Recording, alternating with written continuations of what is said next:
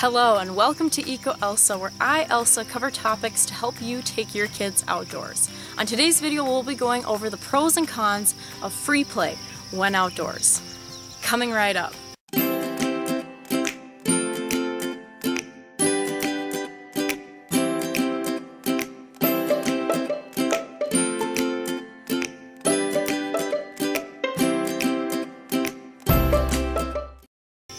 Now before we go over the pros and cons of free play when outdoors, let's just cover real quickly what free play is.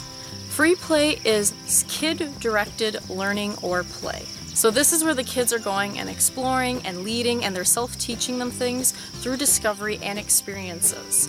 The adult or the teacher that's with the group is there to facilitate the learning, answer questions, and maintain order. Free play is becoming less common as the school days and the activities that students do after school become more structured. Additionally, when students do have some free time, usually they spend it on devices and are entertained by whatever it is they're doing, not doing the entertaining for themselves. This is really sad because there's a lot of benefits that come with doing free play, which we're going to get into first with the pros. Pro number one is it helps increase creativity. Because the kids are spending their time doing activities and coming up with the plan for what they're doing and going and finding stuff to do, they're getting a lot of their creativity going. They're going to have to do some problem solving to figure out what it is they want to do and then how to make it work if it's building a shelter or trying to catch frogs. Creativity is becoming a major benefit when trying to find jobs, especially the way our world is changing. Pro number two is it helps kids develop some personal skills like independence, self-awareness, and self-entertaining. This is because since it is kid-led learning, or maybe there's just a simple prompt, the kids are going to have to learn independence if they're to complete their mission, whatever it may be. They're going to have to take their own learning by the horns. Additionally, they will develop some self-awareness because maybe they're climbing trees or they're doing these different things like catching frogs. They begin to figure out what it is they're comfortable with, what it is they like to do, and so they develop some self-awareness, which is important for later on in life as well.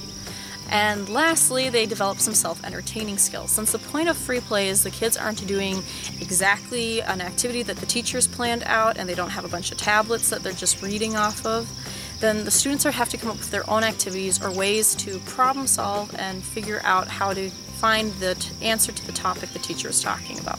Whether it's, I want to learn some things about woodpeckers, guys, go and watch some woodpeckers, or what is in the soil. Dig up the dirt, figure out what lives in the dirt. Whatever it may be, the students are going to have to self-entertain through the activity. Pro number three is it is a less rigid system. So the students who are really active, they can spend time running around, and the students who need a little bit more quiet time, they can have a little bit more quiet time. This is really beneficial because, as you may know, all of our kids are different. They have different learning styles, they have different needs depending on the different times of the day or the day itself. So if a student needs to run around and burn off some extra energy, they can do this during this time. Or if a student needs some quiet time to sit and think and relax a little bit, then they have this time for that as well.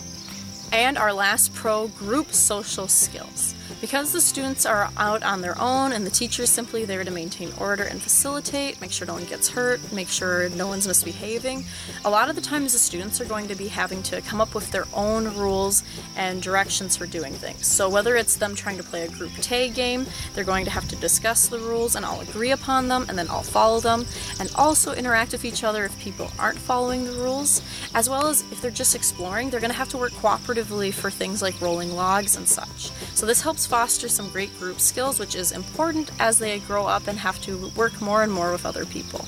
Okay, so now let's get into some of the cons. Con number one is it's very easy for it to turn into a wild free-for-all.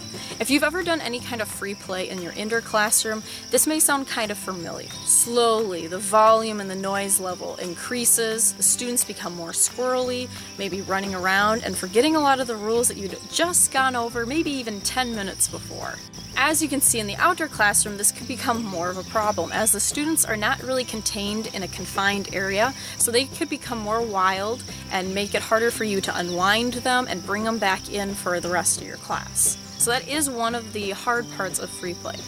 But if you can maintain order, volume, no running maybe, and then within a certain space, it can be a really wonderful thing to do outside, as we covered in the benefits. Con number 2 is that it can be more challenging to properly cover standards.